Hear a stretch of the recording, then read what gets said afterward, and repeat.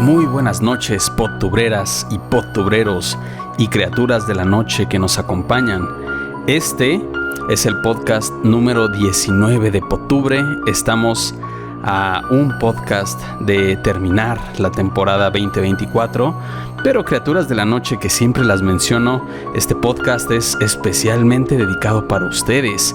Como todas las semanas, se encuentra frente a mí mi buen amigo Yair Vivo.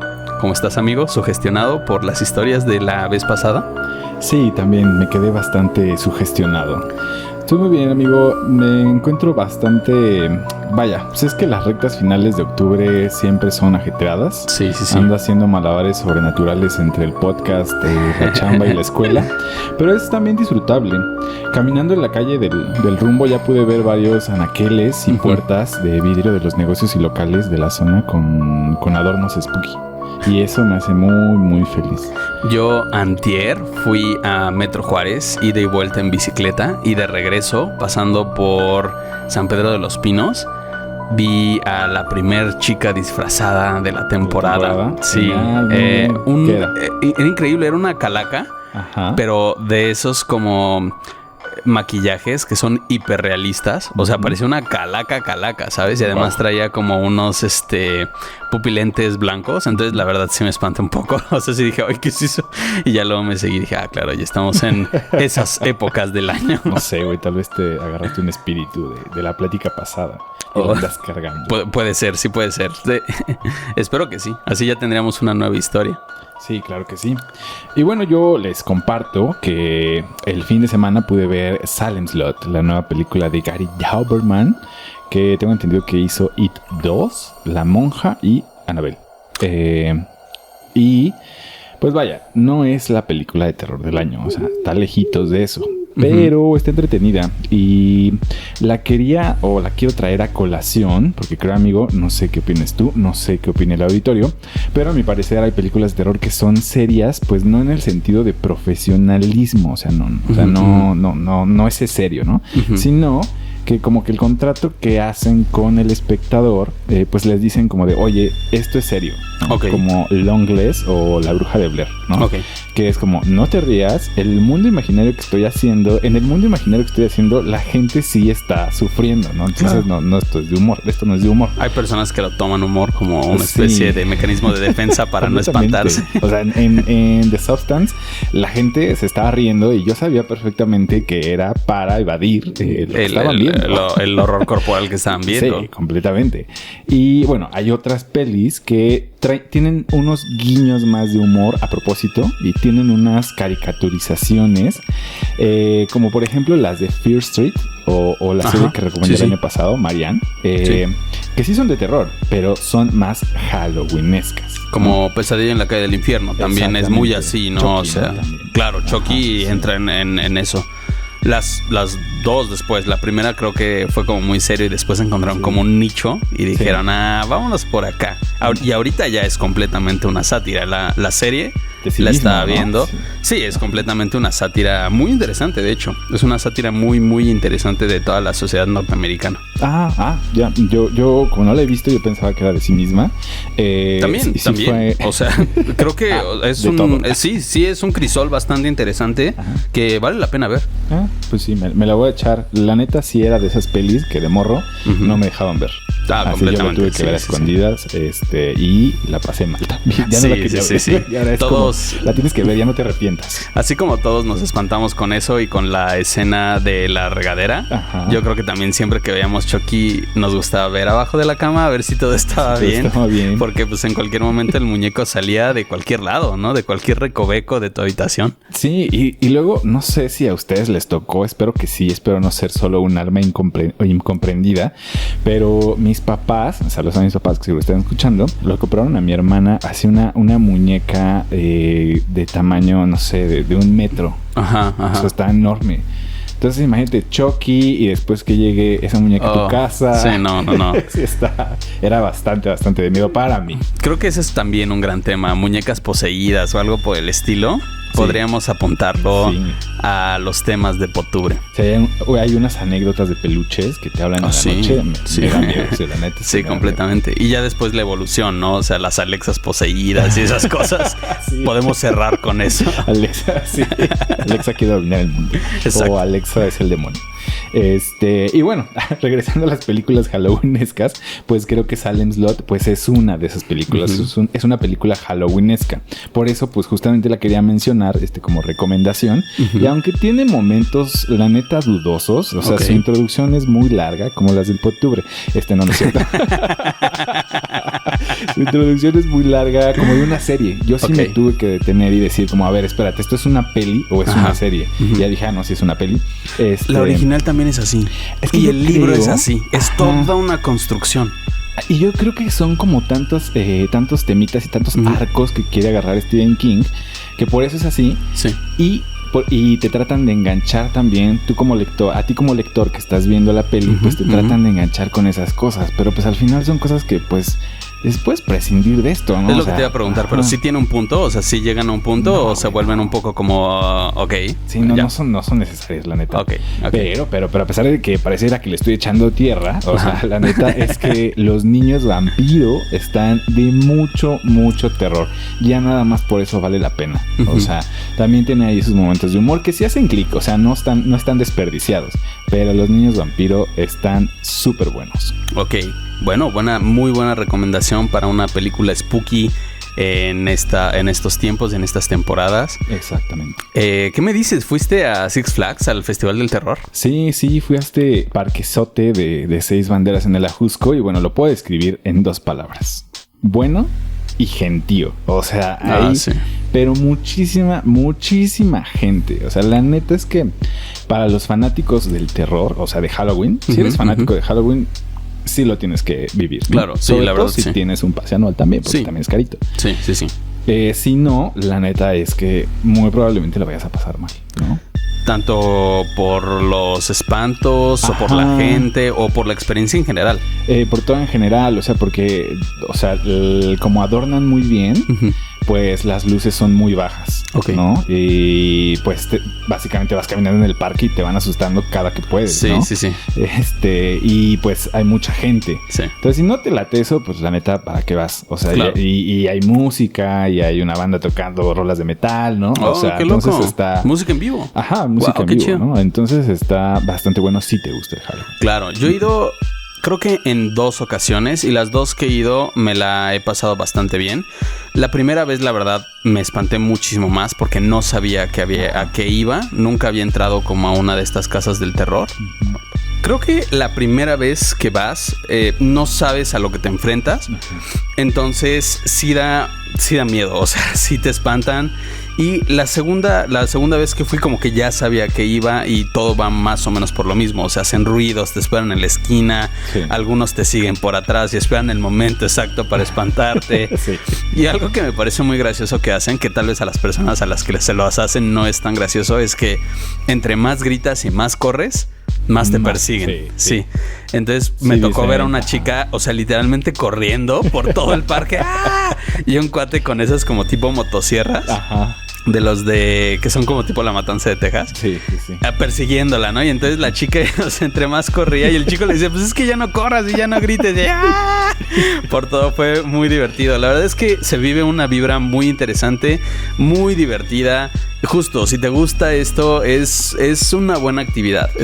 Y subirte a los juegos en la noche es súper divertido. O sea, ves todo el parque iluminado desde arriba en el Superman, la gente gritando. Es una atmósfera muy padre. Sí, justo pues les iba a platicar que una de las casas se llama se llama Rancho Masacre. Masacre. Y pues es que la neta sí te sientes en el tiempito que estás ahí, porque tampoco duran mucho, si te sientes en una peli de Masacre en Texas o El Despertar del Diablo. Sí está muy, muy chido por eso. Y bueno, pues va a estar hasta el 10 de noviembre, ¿no? Si se quieren lanzar, si quieren hacer aguantarse el tráfico, pues adelante. ¿Cuál fue tu casa favorita para que le recomiendes a nuestros escuchas? Primero vayan a esa y después las demás están bien. Yo creo que hay una que se llama... Es que es de vampiros, se llama Catacumbas. Okay. Esa me gustó bastante. Me gusta mucho que ponen aquí a un ente, justamente como el de Salem Slot. Se me olvidó el nombre del de Salem Slot. Pero sí, ponen a varios como de ese estilo de vampiro, como ya pálido y feo. Esos están bastante chidos. Y pues Rancho Masacre. O sea, sí está bastante denso. Y también lo que decías de la atmósfera. O sea, sí puedes gritar como a gusto. O sea, nadie te va a juzgar. Como todos están gritando, todos están espantando. Sí. Entonces está bueno el ambiente. Completamente. Y bueno, ya pasando a las recomendaciones como de eventos que evidentemente empieza a haber más, porque estamos ya al final de octubre. El 23 de octubre en la Universidad Autónoma del Estado de México, en Toluca, a las 5:30, el historiador Vladimir Atlahualpa Martínez Bello presentará la ponencia Relaciones de sucesos sobre monstruos en la Nueva España. Recordemos que las relaciones son estos escritos que se enviaban desde América a Europa para narrar los descubrimientos de los colonizadores, ¿no? Seguro va a estar muy interesante. Y mucho que ver con el tema de hoy también. Sí, claro que sí. Pero antes de pasar a ello, les tenemos ahora sí la noticia de el en vivo. Vamos a tener un en vivo este jueves 24 de octubre a través de Instagram Live. Y como lo habíamos platicado y spoileado un poco a través de los podcasts pasados, va a ser una plática con una persona que tiene ese tercer ojo, ese sexto sentido, esa sensibilidad, como ustedes le quieran llamar. Es una persona que es muy sensible a ver entes, fantasmas, espíritus, como ustedes les quieran llamar. También depende mucho de su postura filosófica respecto al tema. Pero les garantizamos que va a estar bastante buena. Y yo, al menos en la plática previa que tuvimos, me sugestioné bastante. La historia está muy, muy interesante y está fuerte. Sí, después de la pequeña entrevista que nos concedió para preparar esto, yo sí prendí las luces y me puse a ver Titanic. Dije, ok, hoy no va a haber terror. Hoy no va a haber terror, hoy soy una persona de luz. Es que la realidad supera la ficción, ¿no? Sí. O sea, cuando leemos las historias, de alguna forma, claro, entra esta cuestión de que es una lectura, ¿no? Y puedes conectar y empatizar con la persona porque tienes conocidos que tuvieron alguna experiencia similar y etcétera. Y por algo las elegimos porque nos dan miedo. Claro. Pero cuando alguien te lo está narrando de persona a persona y te dice, te narra cosas tan fuertes, es de verdad otro canal. Es otro canal. Y como la sensación nos encantó, es por eso que se las queremos compartir a todos ustedes y que ese día no vamos a dormir. Exactamente. Este tema, amigo, lo habíamos dejado año con año como un poco de lado porque íbamos encontrando cosas que nos iban llamando más la atención. Sí. Pero finalmente llegamos a él y dijimos, creo que es momento de hablar de la criptozoología. Sí. Y siempre que hablo con alguien les preguntamos, ¿no? O sea, les preguntamos como, bueno, ¿de qué les gustaría que habláramos este mes? A veces ponemos criptozoología y nos dicen, ¿qué es eso? ¿No? ¿Con qué se come? Entonces creo que es un buen momento justo para que aprendan. ¿Y qué te pareció? Muy interesante. La neta también es que sí había sido nuestro tema backup, ¿no? O sea, sí había sido como, si no se nos ocurre nada, pero contrario a esto que habíamos estado haciendo, esta vez fue como, no, sí, hay que meterlo. O sea, ya lo mencionamos cada año y siempre se sale, entonces ya merece su lugar. Porque además sí fue muy, pero muy interesante. De hecho, tiene que ver bastante con el sentido del Pottubre. Y bueno, o sea, pues empecemos, ¿no? Antes de traer el tema a territorio mexicano, me gustaría hacer una somera, verdaderamente flaca introducción a la criptozoología en general. Es un tema que en verdad me pareció bastante apasionante. Los animales han acompañado al ser humano desde siempre. Sin ellos, probablemente no habríamos evolucionado de la forma en que lo hicimos. Este reconocimiento y la fascinación que sentimos por otros seres vivos, sumado a nuestro impulso de comprender y clasificar toda nuestra realidad, nos llevó desde la antigüedad a la creación de catálogos de animales, sentando las bases de la zoología moderna. Aristóteles y Plinio el Viejo ya tenían una categorización de mamíferos y aves, y en escritos como la Odisea de Homero y Metamorfosis de Ovidio ya se describen otro tipo de animales, como el híbrido entre hombre y caballo, el centauro. Son muy reconocidos los bestiarios de la época medieval. También podemos encontrar todo tipo de representaciones gráficas en los famosos marginales. Imágenes que el copista agregaba entre el texto y el borde de la hoja, con el fin de ilustrar. El semestre que duré en historia, recuerdo que nos comentaron que muchas veces estos animales de los marginales, pues no eran representaciones literales de animales. O sea, muchas veces son representaciones de humanos. Okay. O sea, no sé, por ejemplo, si la persona que querías pintar, la persona que querías representar era muy ágil de mente y cizañosa, pues la pintabas como una serpiente. Y si además le gustaba beber, le ponías que estaba tomando una cerveza. Okay. Entonces, por eso tenemos en los marginales y en estas representaciones medievales muchísimos animales haciendo cosas rarísimas, ¿no? O sea, gatos peleando como humanos, no sé, o sea, fumando, gatos fumando también, conejos, no sé, conejos con espadas atravesándose entre ellos, ¿no? Entonces, la mayoría eran como representaciones de humanos. Un humano y lo que le gustaba hacer o lo que representaba. Sí, como del carácter del humano. Ok. Es en la época medieval en donde aparecen las serpientes marinas inmensas, los basiliscos, dragones y sirenas. Que pues en épocas contemporáneas se ha hablado de que tal vez los dragones fueron resultado de los primeros encuentros del humano con fósiles de dinosaurio. Aunque yo no estoy muy seguro de cómo un humano medieval encontraría huesos de dinosaurio. Claro. Y bueno, también dicen que las sirenas pues son en realidad resultado del avistamiento de manatíes y de vaquitas marinas, ¿no? Ya en la Odisea de Homero se mencionan las sirenas, por ejemplo, donde la tripulación se tiene que poner cera en los oídos porque si no caen bajo el encanto y perecen, ¿no? Y también se menciona Circe, ¿no? Que es una bruja. Entonces me gusta que desde los griegos, ¿no? O sea, desde aquel entonces, antes de la Edad Media, ya había menciones de estos seres que no están categorizados específicamente, ¿no? O sea, que no están así dentro de la categorización que Darwin hizo para describir a un animal, ¿no? O sea, es una sirena, es parte humano, parte pez. Más adelante en la historia, en pleno desarrollo industrial, en el romanticismo cultural, nos podemos encontrar con la representación de gigantescos pulpos o calamares que atacan embarcaciones y devoran ballenas. Por esos años, en el siglo XIX, a mitades, Herman Melville escribe Moby Dick, nombre también del animal que tiene características monstruosas, o sea, es blanca e inmensa. Gigante, el famoso Leviatán, ¿cierto? Sí. También se me hace gracioso cómo la ciencia ha ido descartando a los animales ficticios o fantásticos, como pues el dragón, la sirena, pero de repente nos topamos con el pulpo gigante, con el calamar gigante y es como, no, espera, sí existe. Ese sí existió, o el megalodón, ¿no? El megalodón ya está extinto, pero se tienen restos de sus colmillos, y si ustedes buscan la comparación de los colmillos de un megalodón contra los colmillos de un tiburón de hoy en día actual, el blanco me parece que es el más grande, es algo que da miedo. O sea, de una bocanada te come como si fueras una aceituna. Sí, completamente. Y, o sea, también actualmente pues se han encontrado calamares de 15, 20 metros. O sea, entonces tú dices eso como sí puede hundir una embarcación. Pues sí, una lanchilla. Una lancha. Una lanchita de esas que están en Acapulco. Sí te hunde, ¿no? Sí, ¿no? La ciencia y sus avances, entre ellas la teoría de Darwin, la fisiología y la genética, formalizan la ciencia de la zoología como parte de la biología, y poco a poco fueron desplazando a las criaturas a las que no se les pudo comprobar existencia al plano fantástico y mítico.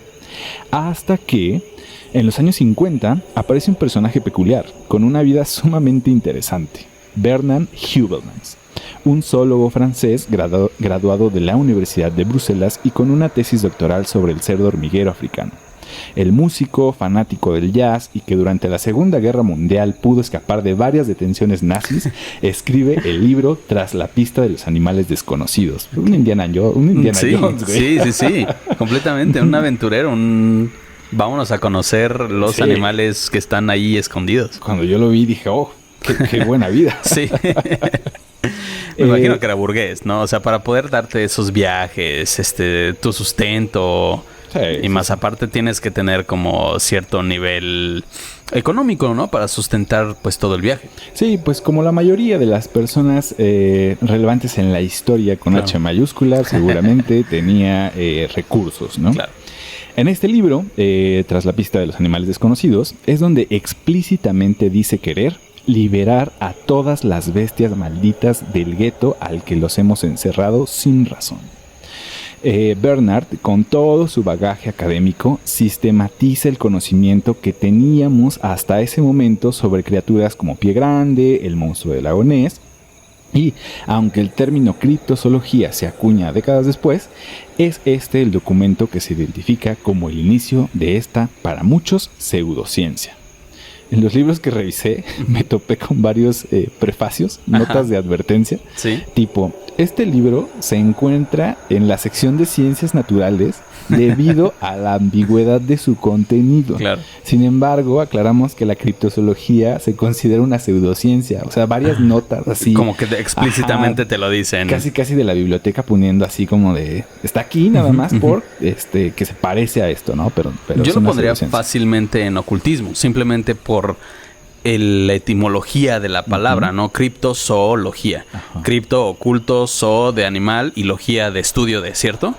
Entonces, pues tiene que ver más como con una cuestión ocultista, ¿no? Porque encontré que muchos de estos animales, o sea, hay como dos teorías. Uno son los como animales legendarios, que sí venían exactamente como de más bien como historias que iban pasando.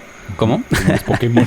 Pues digamos, pues como una ficción de aquel entonces. Y otra es como la que dicen que tal vez pudo haber sido un animal que sí existió, pero ahora su cantidad es muy pequeña, su población es muy pequeña y vive como completamente escondido del humano. Entonces por eso hay que buscar lo oculto. Claro, sí, tiene todo el sentido, ¿no? Como los animales, pues, que ya están extintos. Exacto. O sea, sí. Y se les dice extintos porque deja de haber avistamientos en lo que se considera su hábitat natural. Pero hay un par de animales que incluso han salido de la extinción porque es como de, mira, o sea, sí, estuvo aquí, ¿no? O sea, igual y está súper asediado, está súper vulnerable, pero no está extinto, ¿no? Entonces es como que dejamos de verlo. Pero bueno, o sea, nosotros espantamos a los animales todo el tiempo. Entonces también, ¿qué esperamos, no? Sí, exactamente. Y más si es una población pequeña que está en peligro y pues tiene que ocultarse completamente. La premisa de Bernard es sencilla, pero realmente para mí, bella. Sin negar o afirmar nada, recolectar todos los indicios de estas criaturas, anécdotas orales, leyendas, textos, noticias, imágenes, para luego catalogarlas y, con la colaboración de varios expertos, no sé, en textos antiguos, psicólogos, etc., tener un registro de la vasta cultura humana, siendo así una especie de antropólogo social, o antropólogo cultural. Digo, es un poco lo que hacemos nosotros. No somos antropólogos, pero lo que hacemos es como recolectar las historias, agarramos un poco del bagaje cultural, se lo pasamos a ustedes y los incentivamos también a que recuerden esas historias que sus abuelas les contaban. El capítulo pasado, por ejemplo, Lucy me escribió y me dijo, las historias que narraste pues me trajeron muchos recuerdos y sí me encantaría como hacer un recuento de todas las historias que tengo para pasártelas. Sí. Y eso está bueno porque nosotros, nosotros lo único que hacemos es transmitirles esas historias. En ningún momento decimos esto sí, esto no, esto está en duda. Digo, a veces cuando hablamos de cosas demasiado obvias, pues sí decimos, ok, pues esta persona sí estaba haciendo charlatanería. De It, ¿no? Exactamente. Pero de ahí en fuera es un poco lo que hacemos. Qué padre, me cayó muy bien. Sí, exactamente. Para mí es completamente el sentido del podcast, ¿no? Siento que en general, pues hay un amplio rechazo en los temas macabros. A veces hay personas que lo quieren relacionar con la ignorancia. Y bueno, como si sentir miedo fuera algo malo, ¿no? Cuando es completamente humano. Y es una de las primeras emociones que sentimos. Sí. Ser vulnerable y estar en peligro. Sí, o sea, para mí, pues, es que el humano, por el simple hecho de ser humano, siempre se está exponiendo a situaciones de descubrimiento. O sea, lo que nos ha llevado a ser lo que somos es porque siempre estamos tratando de dar el paso, estamos curioseando. Y cuando tú sientes curiosidad y haces algo al respecto, inevitablemente vas a sentir miedo. Claro. El miedo es parte del descubrimiento. Claro. Y evidentemente en ese momento del miedo, pues vas a tratar de explicarlo de otras formas y es donde se van a empezar a generar todas estas historias, que es pues lo bonito de también de la época. El descubrimiento del fuego, por ejemplo, simplemente, por ejemplo, un botón, ¿no? O sea, primero se asocia, por ahí hay un gran texto, La rama dorada, de Sir Fraser, es un inglés, que justamente hace una recopilación de la magia y la religión alrededor del mundo, ¿no? Y entonces desde el hombre de las cavernas más o menos va explicando cómo algo que no es nuevo para nuestros oyentes, ¿no? Como los fenómenos naturales antes el humano los atribuía a una deidad, ¿no? El fuego, los temblores, los rayos, el agua, se atribuyen a una deidad hasta que entiendes cómo funciona cierta cosa, ¿no? Y entonces forma parte, primero pues creas toda una cosmogonía y así, después vas entendiendo cómo funciona el fuego y lo dices, bueno, pues es que el fuego, si yo no sentía esa curiosidad y no desarrollaba la cosmogonía alrededor de, pues entonces yo no comía, ¿no? Comía carne cruda que me podía enfermar. Entonces descubro el fuego a partir de prueba y error. Y encuentras cosas maravillosas, ¿no? Entonces es padre ese lado de explorar lo desconocido. Sí, y además estamos condenados, amigo. O sea, pasó con la electricidad y el espiritismo. Actualmente con la inteligencia artificial, siento que hay mucho más miedo que saber realmente cómo funciona. Sí. O sea, y se empiezan a hacer relatos y se empiezan a hacer anécdotas. Y ojo, no estoy diciendo que sean falsas. Sí. Seguramente a muchas personas les han pasado cosas que les han dado un gran susto con todo esto. Como lo hago. Sí, como lo hago. A mí me aterró. O sea, a mí sí fue uno de los podcasts que más me ha dado miedo. Sí. Y claro, cada que vayamos avanzando, vamos a ir generando, sí, conocimiento, también historias para tratarnos de explicar este complejo mundo. Sí. De regreso al territorio nacional, es bastante reciente que se use el término criptozoología, y dada la rica cultura mexicana, ideas similares a la de Bernard, por supuesto que se han llevado a cabo, como el del ensayista Carmen Leñero, en su Monstruos Mexicanos, donde nos selecciona un compendio de 10 seres no humanos que aterrorizan varias regiones de nuestro país. Y aquí, igual que en el evento que acabo de promocionar de las relaciones, es donde otra vez nos encontramos con el tema de la conquista, ¿no? Cuando llegan los españoles, muchas deidades se degradan a demonios, a creencias y algunos hasta animales fantásticos, ¿eh? Sí. O sea, hay una duda sobre si Quetzalcóatl podría ser considerado cripto.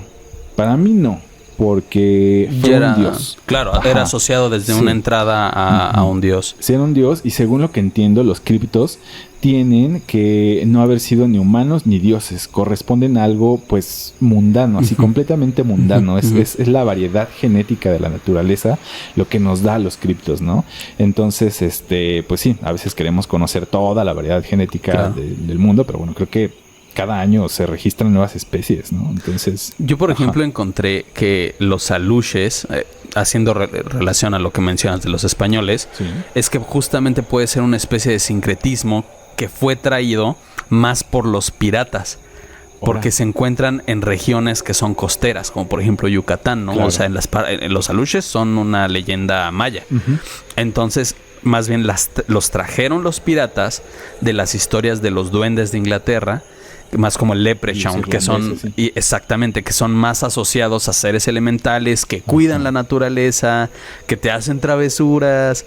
Entonces puede haber ahí una asociación y un sincretismo de las historias. Y que hay una línea bien delgada, ¿no? A mí sí me gustaría que alguien, y también es un tema que nos han pedido, quiero decir, que alguien que sepa tal vez más sobre como criaturas elementales o guardianes de los bosques, nos ilustrara un poco más, porque pues también está un poco, entonces, ¿qué son? O sea, se les puede poner como animales o se les puede poner como, no sé si son dioses, no sé si entran en la categoría de dioses, ¿no? Pues es que espíritus. Es que para mí justo creo que con la duda que yo me quedo para análisis personal, y se las regalo a todos ustedes también para que también la procesen en sus cabezas, es ¿cuál es la diferencia entre una leyenda y un críptido?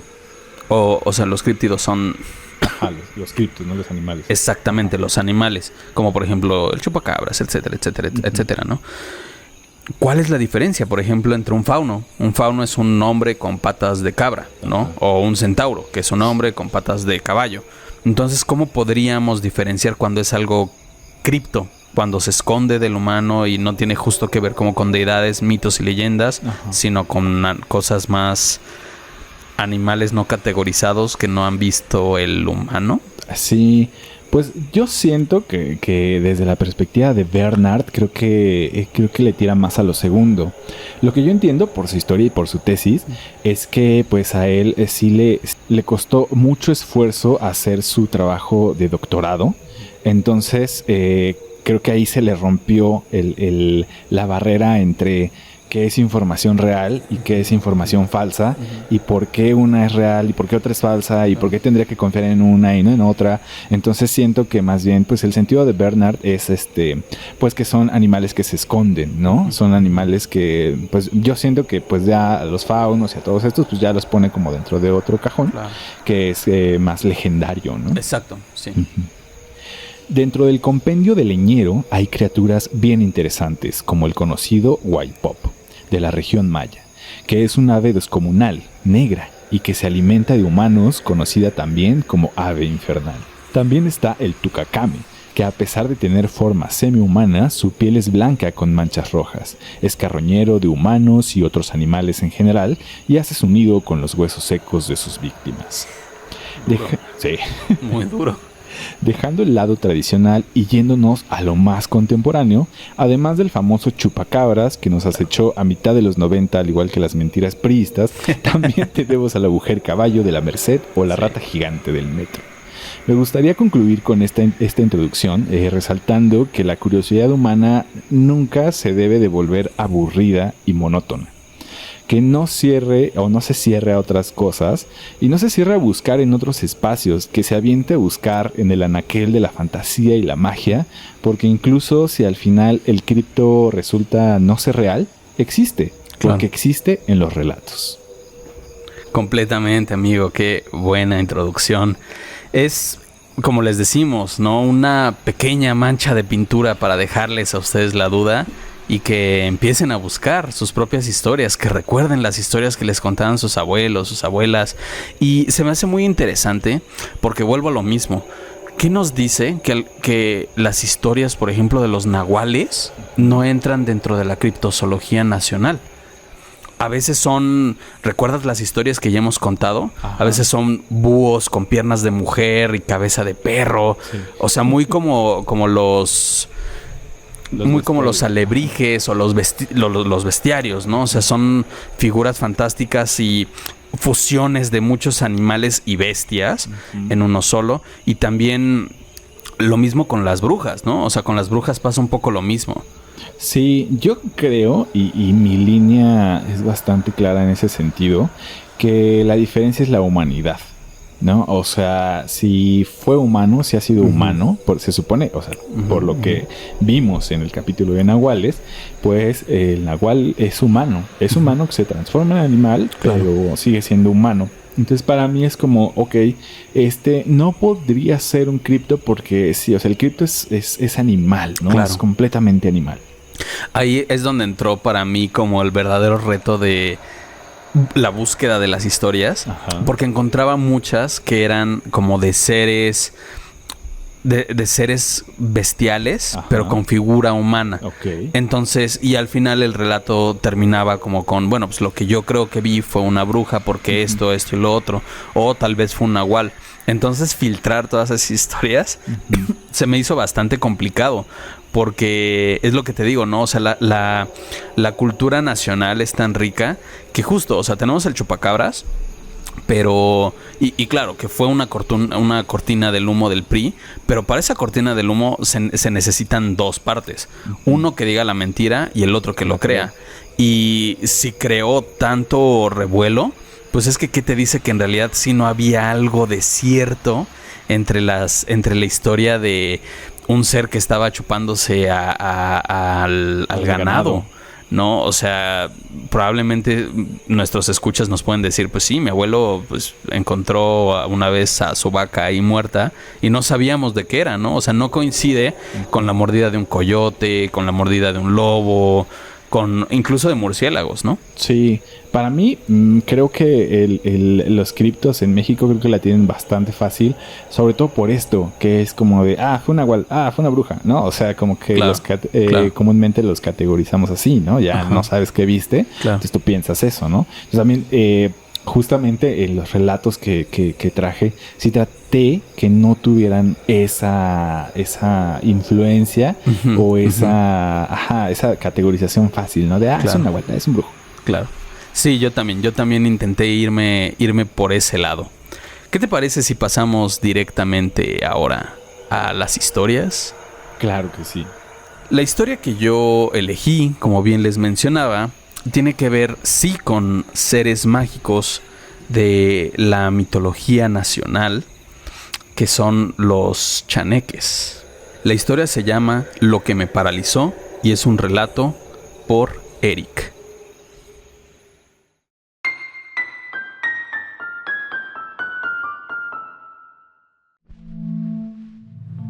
Hace 3 años, mis amigos y yo acabábamos de salir de la preparatoria y para celebrarlo acordamos ir de campamento al Popocatépetl.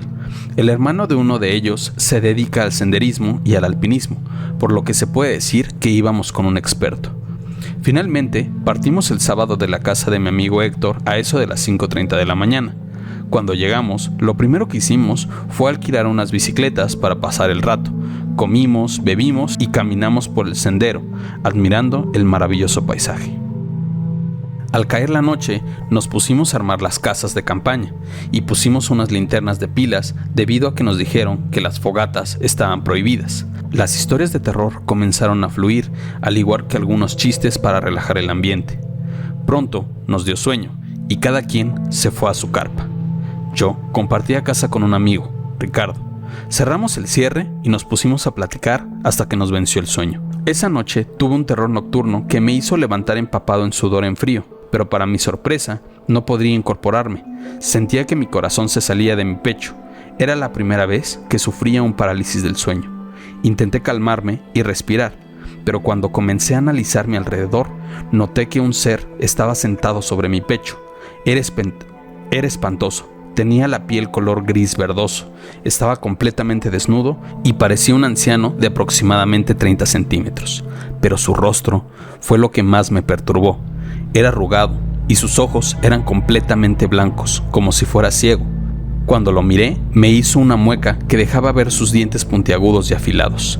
Sentía que me iba a dar un infarto, mi corazón latía muy rápido. Traté de hablarle a Ricardo, pero no podía hablar, solo me salían pequeños quejidos. Ya no podía más. En mi mente empecé a rezar, pero no funcionó, pues parecía que aquel ser leía mi mente, porque empezó a reírse de mis vanos esfuerzos. Después comencé a decir improperios. Esto pareció funcionar, cuando poco a poco sentí como mi cuerpo se hacía más ligero. Y ese ser lo notó, por lo que salió corriendo de la casa, rasgando la tela con sus pequeñas garras. Por fin pude gritar: ¡despierten! ¡Rápido! Ricardo y los demás se despertaron y salimos lo más rápido que pusimos de las casas. ¿Qué pasó?, preguntó el hermano de Héctor. Le respondí que un ser estaba en mi pecho y me impedía mover. Él, con una mirada de incredulidad, me respondió: seguro estabas soñando, tonto. No fue un sueño. Mira la entrada de la casa. Está rasgada. ¿Vas a decir que yo fui?, le respondí ya molesto.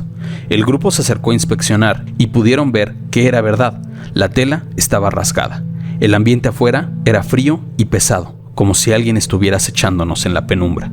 Héctor nos dijo que él había escuchado ruidos y como alaridos, pero que no les dio importancia, pensando que se trataba de un animal. En lo que nos calmábamos, Ricardo, inspeccionando la tela, descubrió pequeñas pisadas en el suelo.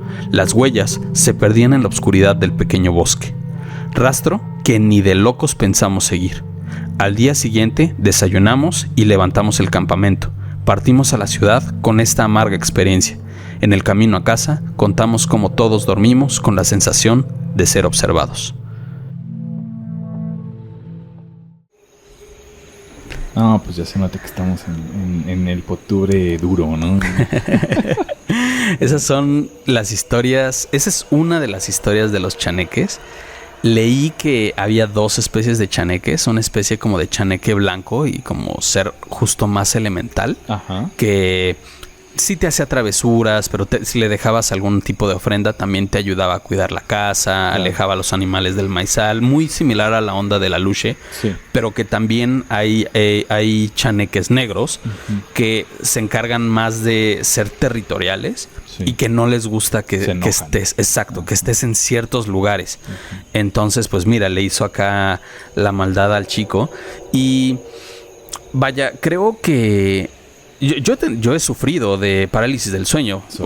Es horrible. Y hubo un tiempo en mi vida, por ahí de los 20, 23, 25, que tenía parálisis del sueño muy, muy seguido. Al menos 2 veces por semana o algo así. Entonces, o sea, la verdad es que era como el meme, ¿no? O sea, sí me acostumbré. La primera vez así como espantado, como Bob Esponja. Y la segunda vez como, ya es... O sea, esto ya conozco al demonio ese de la silla, ¿no? Así, hasta me pongo a platicar con él. La primera vez es muy... Es horrible. O sea, el sentimiento de no poderse mover, de querer gritar. Y sí entras como en una especie de alucinación, porque estás en un punto medio entre la vigilia y el sueño. Sí. Entonces sí llegas a escuchar cosas. Y ya hablamos de esto en el capítulo de Desórdenes del Sueño. Sí. Pero tanto así como para ver a un ser... O sea, yo he asimilado cosas. He asimilado la silla con una sombra. Ajá. Pero tanto así como verle los detalles al duende, los ojos, los colmillos, la sonrisa. Eso ya es otra cosa. Eso es otra cosa muy distinta, ¿no? Entonces me gustó ese tema por algo. Y me recordó mucho a la pintura. Hay una pintura muy famosa que creo que se llama La Pesadilla, ¿no? Donde está como un demonio sentado sobre un cuate dormido. Es lo que te digo, o sea... Tantas coincidencias para mí ya no son coincidencias, sí. Sí, y yo nada más quería agregar que, como dijimos en el capítulo de los nahuales, una cosa es platicar aquí en la ciudad y que te pasen cosas aquí en la zona urbana, y otra muy diferente que te pasen en el bosque, ¿no? Claro. O sea, si a mí me pasa eso, yo sí me muero, porque es muy, pero muy diferente. El ambiente, la sensación, la atmósfera... Sí, una historia de terror se maximiza. Es que la naturaleza es gigante, ¿no? Y imponente. Y te das cuenta, vaya, de lo bello que es también. Pero si no vas preparado, o sea, el frío mata, ¿no? Sí. En la noche hay lobos, fuera de los chaneques y otras cosas. O sea, sí hay peligros. Entonces, a todo eso le sumas los seres sobrenaturales, pues entonces como echarle la cerecita, ¿no? Sí. Echar la cerecita al pastel. El siguiente relato se llama Mi compañía en las noches, de Jeremiah de la Ciudad de México.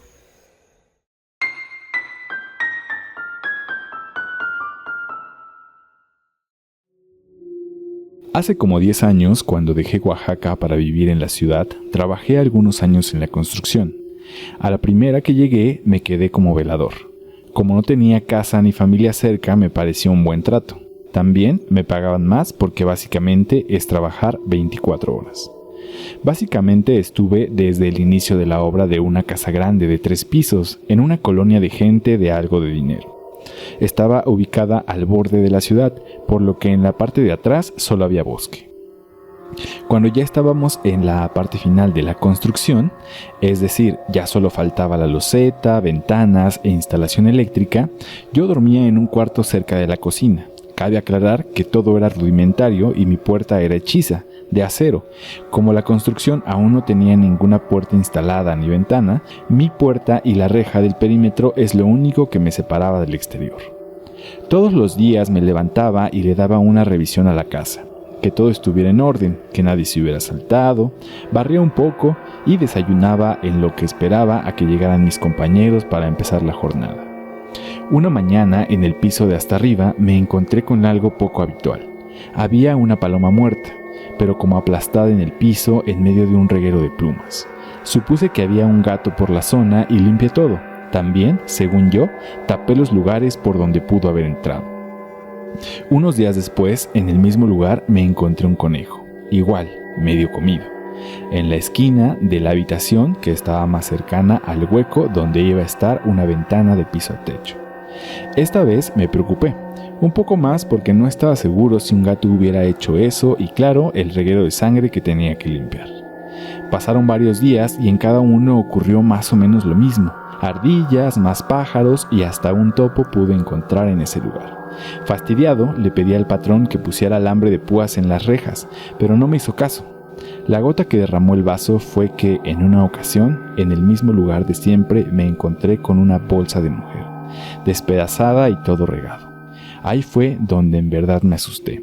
Hasta el momento tenía la idea de que un animal cazaba en la reserva y venía a comer aquí, pero no tenía idea de que podría ser algo tan grande como para atacar a una persona. Por el miedo de que fueran a pensar que estaba asaltando a gente de la zona, no dije nada, pero empecé a hacer cosas para que lo que fuese ya no llegara a comer ahí. Puse tambos en las escaleras en las noches y los quitaba en las mañanas, o ponía tablas en las puertas, pero no sirvió, porque poco después encontré el lugar un pequeño suéter, como para bebé, completamente desgarrado. Esta situación me tenía de nervios y no podía dormir bien. Entonces decidí pasar algunas noches en un cuarto de arriba, lejos de las escaleras, pero cerca de donde encontraba las cosas. Me armé de un bate de béisbol y un cuchillo con el que cortaba mi comida y mis cobijas. La primera noche no escuché nada y eso que casi no dormí. Pero la segunda, después de la medianoche, cuando empecé a sentir los párpados pesados, escuché un aleteo muy fuerte llegando y después algo entrando a la habitación donde iba a estar el ventanal. Se escuchaba una respiración agitada, entre gruñido y resoplido, y de repente se oyó cómo esa cosa rasgaba algunas cosas. Después de un rato se dejó de escuchar y la respiración bajó de intensidad. El miedo no me dejó mover en mucho tiempo. No quería llamar la atención. Después de 2 horas en los que no ocurrió nada, lentamente me asomé silenciosamente. Solo alcancé a asomar un ojo y pude, desde donde estaba, ver la habitación a oscuras. Solo la luz de la luna entraba y me di cuenta que en el techo, en la esquina donde encontraba las cosas, había una forma negra pegado a la pared, como una polilla gigante de cuero. Yo no lo podía creer y obviamente, del miedo, no moví ni un músculo hasta el amanecer. De nuevo escuché el aleteo y después de un rato me fijé para darme cuenta que el lugar estaba ya vacío. Me acerqué y lo que había rasgado era una mochila escolar con cuadernos y otras cosas. Temblando de miedo, agarré todo y lo quemé. Rápido llamé a mi mamá y le platiqué. La verdad es que no entendí qué creía que era esa cosa, pero me dijo que le dejara velas encendidas en la noche, y así lo hice. Esa noche, después de dejar varias veladoras encendidas, dormí en mi cuarto con la puerta bien cerrada y poniendo atención. Pude escuchar gruñidos fuertes y que azotaban las veladoras. A la mañana siguiente, en efecto, las veladoras estaban aventadas y rotas. Mi madre me dijo que insistiera, que le hiciera ver que ese no era un lugar para que se quedara. Y así lo hice. Además, le pegué en las paredes algunas imágenes de la Virgen y Jesús que conseguí en el mercado más cercano. Todas las siguientes noches que puse veladoras, todas las aventó y las imágenes las rompió. Justo cuando mis nervios no podían más, un día, al parecer, solo dejó de ir. Es como cualquier bestia del bosque, me dijo mi mamá. Cuando el animal ya no se siente a gusto, se va. Es que sí, no, claro que sí. Todo bien hasta que, no, o sea, creo que puede haber una especie de explicación tranquila. Ajá. Cuando hay palomas, cuando hay ardillas, pues sí, los gatos cazan por diversión, sí. Son bien sádicos, ¿no? Afortunadamente a mí nunca Homero me ha traído algo así, pero sí sé de experiencias. Y sí, la otra gata que tenía mi hermano, sí dejaba ratones. Sí, no, los gatos de aquí del edificio cazan palomas y cazan pajaritos por mera diversión, güey. Sí. Todo bien hasta que eran animales, pero cuando empieza la mochila del niño, la bolsa, sí, dices, ¿qué? Sí, ¿Cómo? Sí, no, me imagino en esa situación. No, y es que, ¿qué haces, no? Y es que también yo estaba pensando, bueno, pues un escopetazo, ¿no? Pero no, pues tú no sabes. Pero ya. Pues tú no sabes, ¿no? Además, pues siguen siendo animales, ¿no? Sí. Y digo, pueden estar como en su ciclo normal de vida. Sí. Casen lo que casen. Entonces, sí. Pues tal vez estás eliminando a un ser que que podría ser parte del ecosistema, ¿no? Sí, No sé. y además que no todo es como en las películas. Alguna vez escuchaba que decían como, claro, en la peli, si quieres dormir al rinoceronte, le envías como este dardo y se cae, ¿no? Y es como, no, o sea, después de que le das el dardazo, todavía son como unos 5 minutos está enojado. Claro. Que sabe quién se los dio y que va a ir por ti, ¿no? O sea, entonces imagínate, tú le das el escopetazo así bien vergas y de repente es como, fíjate, sí me diste, pero primero te tengo que matar. Me recordó mucho también una historia que tienen en Estados Unidos como del hombre polilla y es parte de su imaginario, así como lo es el Sasquatch, o sea, el hombre, el pie grande y todo eso. Ellos tienen como la historia del hombre polilla, ¿no? Que es como un hombre pero con cabeza de polilla. Que incluso en el videojuego de Fallout hay un personaje que es así, ¿no? También encontré que hay muchas historias de criptozoología que están asociadas a experimentos genéticos y a desastres biológicos. Sí. Por ejemplo, en Japón, toda la historia esta de los reptiles gigantes, ¿no? Y las películas de las arañas son como una respuesta a el cine de terror está vinculado directamente a los miedos que la sociedad en ese momento tiene. Ajá. Las historias de animales gigantes vienen después de la Segunda Guerra Mundial por las bombas atómicas de Hiroshima y Nagasaki. Sí. Que te acuerdas que hablábamos el podcast pasado de, bueno, pues qué historias vendrán en Japón, además de los fantasmas. Sí. Pues tenemos la de los animales gigantes. Y aquí en México, pues ve, ¿no? Tenemos la de las ratas gigantes de la línea 3, la araña gigante de Pantitlán. Sí. En la Merced también dicen que hay unos ratones así gigantescos.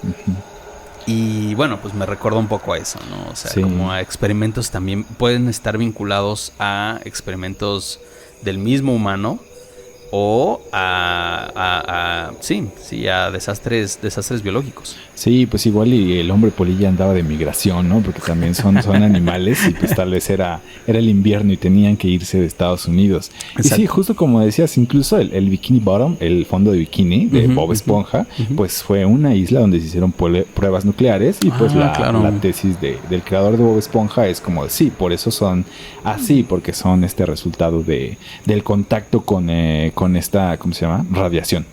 La criptozoología llegando hasta las caricaturas de los 90. Claro que sí. La siguiente historia que yo traigo se llama Un ser alado quiso llevarse a mi abuela y nos la compartió Manuel Salas.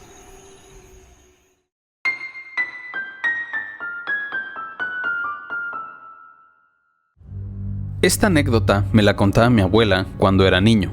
Era de esas historias que los abuelos cuentan y cuentan tanto que eventualmente terminas aprendiéndote e incluso llegas a imaginar cada detalle. Nosotros somos de un pequeño pueblo en el estado de Hidalgo. Siempre en los días de lluvia nos juntábamos toda la familia en la cocina de mi abuela para cenar y contar historias. De todas ellas, la siguiente siempre nos aterrorizó a los más chicos. Mi abuelita nos contaba que cuando ella era niña, su familia se dedicaba a la venta de carne de cerdo, manteca y demás productos porcinos. Ella y su prima se encargaban de salir a vender la mercancía al pueblo y a otros aledaños. Resulta que uno de tantos días, a mi abuela le tocó ir a uno de los pueblos más lejanos. Para llegar a él tenía que subir un cerro caminando. Eran aproximadamente las 6 de la tarde cuando se fue. Dieron las 10 de la noche y mi abuela no regresaba. Sus papás, preocupados, salieron a buscarla al cerro y a la comunidad a la que había ido. Temían que algún hombre la pudiera haber raptado. Pasaron las horas y dieron las 6 de la mañana. Estaban a punto de darse por vencidos cuando uno de los vecinos que les estaba ayudando con la búsqueda escuchó unos gritos aterradores arriba de uno de los árboles. Era mi abuela que estaba en la cima de uno de ellos, gritando y llorando. Su papá y unos vecinos treparon con ayuda de lazos hasta poder llegar a donde estaba mi abuela. Al llegar, se dieron cuenta de que estaba enredada entre las ramas y tenía el cuerpo cubierto de rasguños. El cabello se lo habían jalado al punto de arrancarle muchos mechones. La bajaron y la llevaron a casa. Tardó muchos días en decir una palabra. Estaba en una especie de estado de trance, hasta que un día su prima la fue a ver, y quién sabe cómo la hizo reaccionar. Le preguntó qué había sucedido aquella noche, que quién la había subido al árbol, y entonces le contó que ese día ella venía bajando normal de aquel cerro. Ya se había hecho noche, por lo que debía ir con cuidado, ya que era muy peligroso el camino. Dice que más o menos a la mitad escuchó que de arriba de los árboles alguien le silbaba, pero ella, al voltear, no veía nada. Solo escuchaba que algo se movía entre ellos. Sin pensarlo, se echó a correr, pero algo bajó de aquellos árboles, la tomó del cabello y la elevó. Dice que era un ser con unas uñas muy largas, una boca humana muy grande y dientes filosos. Tenía cara de perro y cuernos. Mi abuela cuenta que la estuvo arañando y la traía de un árbol a otro, que ella no podía gritar porque se había quedado en shock y perdió el conocimiento hasta el otro día que los vecinos y su papá la encontraron. Mi abuelita nunca pudo superar esa vivencia, pues constantemente soñaba con ese ser y cómo la arrastraba al infierno.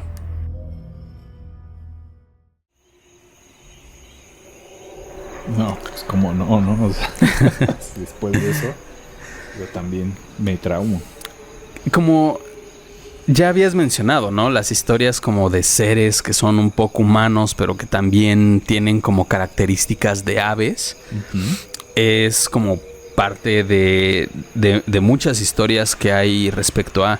Yo estuve busque una historia que me encantó, que escuché hace muchísimo en un canal de terror, uh-huh, de una anécdota que igual es la contaron unos chicos que fueron al centro histórico una vez en la noche.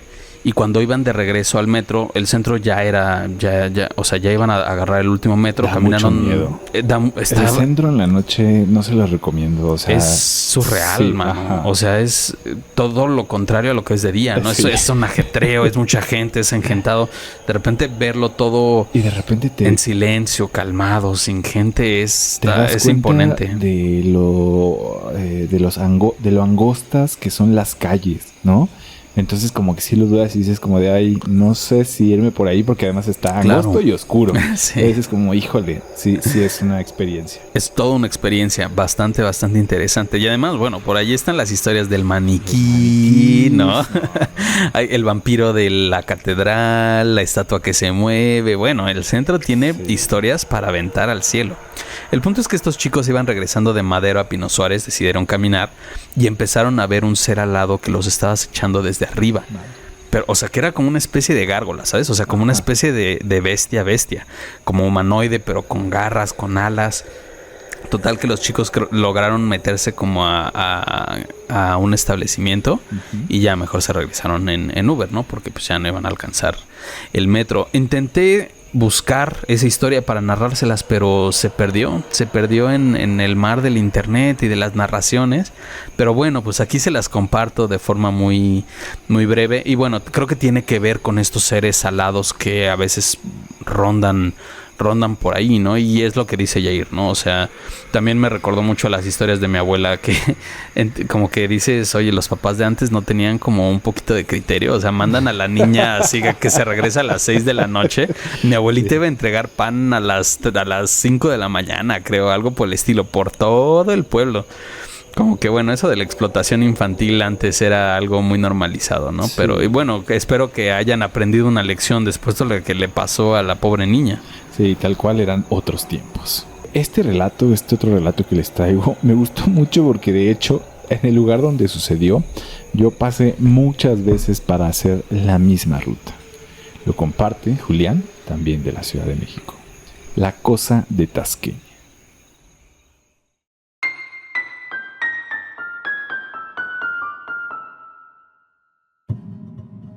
Siempre he vivido en la zona de Santo Domingo de la Ciudad de México, por lo que el paradero de Tasqueña me es muy familiar. En esos días trabajaba en Coapa y no era raro salir tarde, 10, 11 de la noche.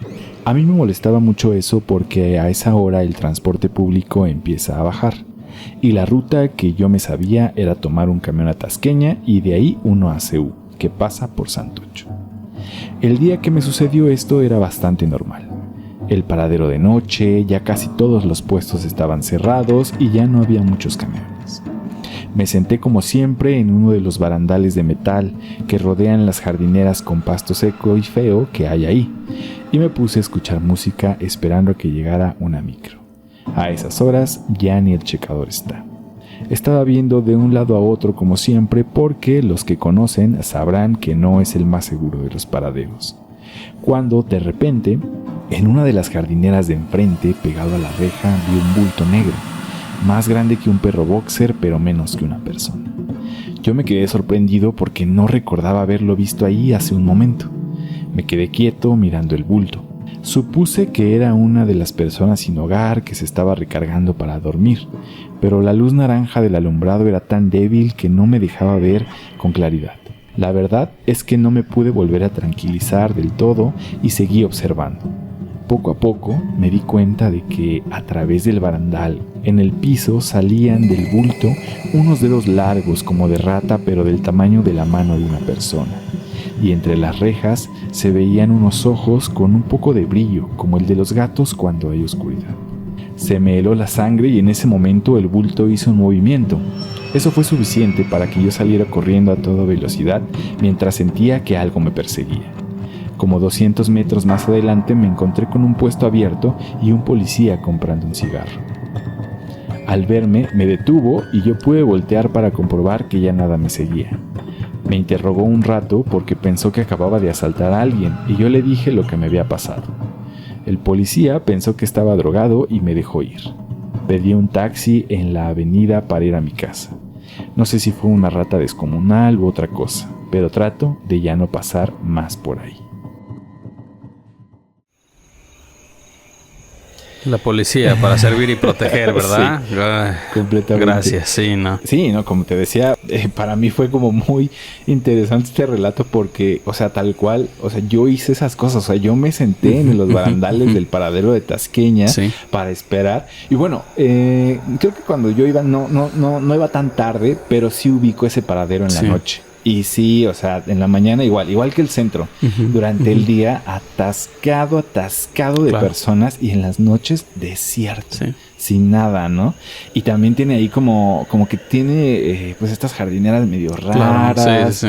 Entonces... Sí, súper mal cuidadas, destruidas, el acero, Sí, entonces no sé qué habrá sido. Yo me inclino más a los mitos y leyendas de las ratas gigantes. Sí, que es lo que mencionábamos, ¿no? Como la rata de la línea 3 es parte como de las leyendas urbanas de México. Sí. Y como ya hemos hablado esta cuestión en el capítulo de Creepypastas, esta cuestión de las leyendas urbanas, claro, tienen una cuestión de teléfono descompuesto, podría ser, pero la historia tuvo un origen en algún lado, ¿no? Y probablemente alguien vio una rata descomunal que le secó de onda, la fue contando, la gente le fue cambiando, se crea un teléfono descompuesto y tenemos ya una nueva leyenda urbana. Sí. Al igual que las ratas de la Merced. Yo ahí sí creo, pues imagínate, pues tienen un festín ahí de comida, ¿no? Sí, pues sí te vas hasta reventar.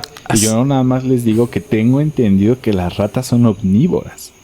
Entonces se comen todo. Claro, sí. Pues imagínate, si empiezas como ratita, pues igual le agarras otras cosas. Pero ya cuando eres muy grande, pues una persona así se te hace alcanzable, apetecible. Y luego todos los desechos que tiramos nosotros, que el pollo con hormonas, que el pescado radioactivo, pues imagínense, ahí está un poco del génesis. Yo fui hace poco a la planta de hidrocarbonización de basura. Es un proyecto bastante interesante en donde básicamente la basura la están convirtiendo en carbón y sacando agua de eso mismo. Es la basura orgánica únicamente, pero fui a un basurero. Y bueno, a diferencia de lo que yo creí que iba a ser como un basurero como pilas y pilas de montañas y sopilotes arriba, la verdad es que está bastante bien cuidado. Obviamente el olor es completamente fumigante. Pero yo también me imagino que ahí la fauna que debe haber entre toda la basura ha de estar muy interesante. Es que además no te puedes descuidar ni un momentito porque hay una tienda famosa del centro y quiero aclarar que no le estoy tirando tierra. Que tiene como muchos anaqueles con dulces. Pero están así, o sea, no están empaquetados, están puestos como a granel, ¿no? Obviamente no los sacan todas las noches, ni los vuelven a poner todas las mañanas. Híjole, mantener a raya las potenciales plagas se me hace una labor titánica. O sea, si yo dejo, no sé, un brócoli ahí, ya se me están haciendo hormigas, güey. O sea, completamente de acuerdo. Pues es que la fauna hace lo que tiene que hacer. Y aquí en la Ciudad de México, que todo es voraz, la vida se abre paso. Y bueno, en la sección de recomendaciones para ponerse en el mood del podcast, Por supuesto que les voy a recomendar Tremors de 1990, que en México todo el mundo la conoce como Terror en el Desierto. Es un clásico dominguero del 5 con un jovencísimo Kevin Bacon. Me da mucha risa porque es como un chiste interno entre nosotros, ¿no? O sea, ya sí. Antes lo habíamos platicado. Es una peli que yo hasta la fecha no he visto, pero sé que pasaba todo el tiempo en Canal 5. Y sigue pasando, y seguirá pasando. Y seguirá pasando. Entonces, justo hace poco te mandé el meme de ahí próximamente Sonic 3 y al terminar Terror en el Desierto. Yo estoy segurísimo de que si en el imaginario colectivo tenemos la imagen de Kevin Bacon joven, claro, es por esa película. Sí. Es por esa peli. Y bueno, esta película, para, no sé, la única persona que es Valdemar que no la ha visto en el mundo, se trata de los Graboids, que pues en la primera película, que es la que se hizo un clásico, porque por supuesto que iban a ser como 5 películas de terror en el desierto. Son completamente subterráneos y perciben las vibraciones de lo que está tocando la tierra para ubicar y atacar. Eso es sacado de Duna. Eso es sacado de Dune. Sí, me imagino. Los gusanos gigantes sienten los pasos. Completamente. Pues es de los 90. Yo creo que la habré visto y mis primeros recuerdos tal vez sean por ahí del 95-96, cuando yo ya tenía, pues, no sé, unos 4 o 5 años. Pero recuerdo que sí me daba bastante miedo. O sea, sí siento que era una película de terror. No sé cómo la pongan todos, pero a mí sí me daba bastante miedo. Y yo, pues, la neta es que la recuerdo con mucho cariño. O sea, sí es así como una cosa que ha estado, va a estar claro. y estará para, siempre. Para todos los que tengan y puedan sintonizar el canal 5. También hablando de los clásicos, pues está El Descenso del 2005. Qué buena claro. peli, ¿no? O sea, sí. Igual y me dicen, hey, te estás contradiciendo, porque esas cosas, los rastreadores, son como humanos, ¿no? Ajá. Sí, pero y el mismo Neil Marshall, el director, dice que lo son, pero también dice que son humanos de las cavernas que evolucionaron en otra dirección. Ajá. Y yo creo que está interesante el debate, porque si tenemos ancestros en común, ¿son humanos? Yo creo que no exactamente, ¿no? Porque para mí, pues, esa es la duda de la humanidad, güey, ¿no? Sí. Que, o sea, esa es la pregunta de la filosofía. ¿Qué nos hace humanos, no? No solo somos changos con pulgares, sino una conciencia ética de las cosas, ¿no? Y etcétera, es lo que ya nos vuelve. Si son seres que evolucionaron del humano a otra cosa, pero pues que simplemente están pensando en comer, ¿no? Ajá. Pues probablemente no sean humanos, según yo. Ajá. Yo diría que no. Entonces sí, yo encontré justamente, algunos dicen que podría haber todavía por ahí neandertales y forma parte de la criptozoología. Sí. O sea, que igual, que son como humanos que no evolucionaron. Como nosotros. Ajá. Exactamente. Y que se mantienen ocultos de la sociedad. Ajá. Sí, pues está involucionamos nosotros. Interesante. Ajá, o sea, como que nos fuimos por diferentes ramas, ¿no? Claro, o sea, sí. Como el tigre y el gato, ¿no? Entonces, sí, pues así estuvo este podcast. Para mí, sí le debo una disculpa al tema por haberlo relegado tanto tiempo, y qué bueno que lo pudimos abordar. Es que es riquísimo. Una vez más llegamos a la cuestión nacional. Y explota. Nos damos cuenta que somos tan ricos en historias. Ya lo he dicho, ¿no? Y no me voy a cansar de decirlo. Tenemos tantas historias que contar. Y esperamos que se hayan divertido, se hayan espantado. Y a todas esas criaturas de la noche, esperamos que les hayamos rendido unos buenos homenajes a su tema. Ya solo, cuando esté escuchando esto, ya solo nos va a quedar un podcast, y ya saben, la sensación agridulce de que nos van a ver hasta el siguiente año. Pero no se preocupen, todavía hay un temazo, todavía hay un capítulo más, y nos vemos la siguiente semana. Yo soy Yair Vivo. Y mi nombre es Luis Ferrusco Valdemar.